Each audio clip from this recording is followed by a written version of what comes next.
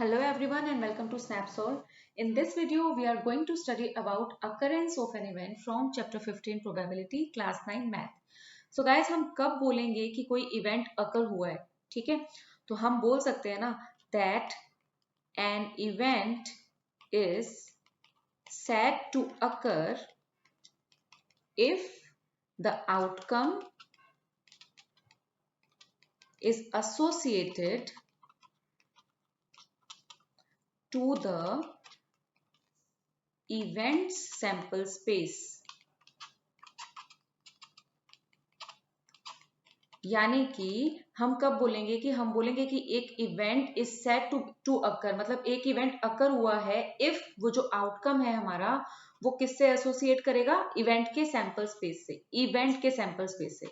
यानी कि sample space से नहीं, सपोज कि हमने यहाँ पर डाई थ्रो की, तो यानी कि डाई थ्रो करने का सैंपल स्पेस हमारे पास क्या आ गया, दैट इज 1 2 3 4 5 6।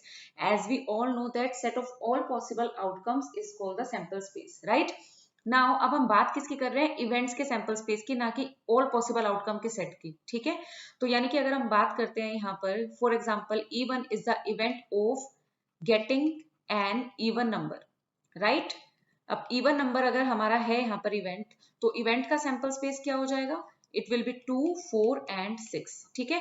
अब जो इवेंट हम कब बोलेंगे कि अकर हुआ है, अगर जो हमारा आउटकम है वो इसके सैंपल स्पेस में से कुछ होगा, ना कि इस सैंपल स्पेस में से। अब सपोज कि जो हमारा आउटकम आया वो आया 4, ठीक है। तो आउटकम इज 4, तो यानी कि ये इसमें लाई कर रहा है इवेंट के सैंपल स्पेस में, यस ऑफ कोर्स इसमें लाई कर रहा है, देयर इज 4। तो हम बोलेंगे कि event is occur, event has been occur, right. तो इवेंट, जैसे कि हमने अभी डेफिनेशन में पढ़ा कि event is set to occur if the outcome is associated to the events sample space. अगर हम अब बोले यहाँ पर that outcome is equal to 5, outcome 5 आया, तो क्या आउटकम जो 5 है वो इवेंट के सैंपल स्पेस में है यहाँ पर? No it is not, because यहाँ पर सिर्फ हमारे पास इवन नंबर है, लेकिन जो 5 है वो हमारे इस सैंपल स्पेस में है कि जब हमने डाई थ्रो की थी, एक्सपेरिमेंट किया था डाई थ्रो करने का, तो जो पॉसिबल आउटकम्स का सेट था हमारा उस सैंपल स्पेस में हम कह सकते हैं कि दैट इज 5। तो इसे हम नहीं मानेंगे, इसे हम नहीं बोलेंगे that an event has been occur, right.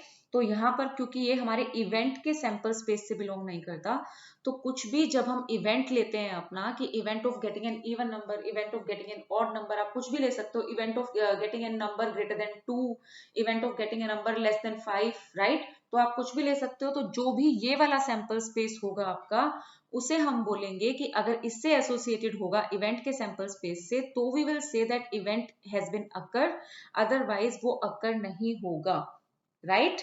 So this was all about it, guys. I hope you understood it very well. It's time to say bye, but you can continue enjoying concept class for other topics and subjects at SAPSO. Thank you so much.